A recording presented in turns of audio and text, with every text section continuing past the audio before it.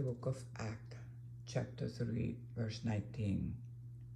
So repent, change your mind and purpose, turn around and return to God, that your sins may be erased, blotted out, wiped clean.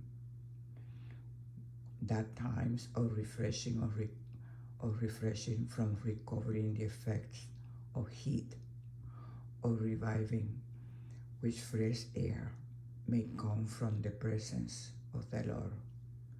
Refresh and restore in the presence of the Lord. So repent, change your mind and purpose, turn around and return to God, that your sins may be erased, blotted out, wiped clean. Times of refreshing, of recovering from the effect of heat, for reviving with fresh air that might come from the presence of the Lord. Restore and refresh in the presence of the Lord. In Jesus' name I praise. Amen.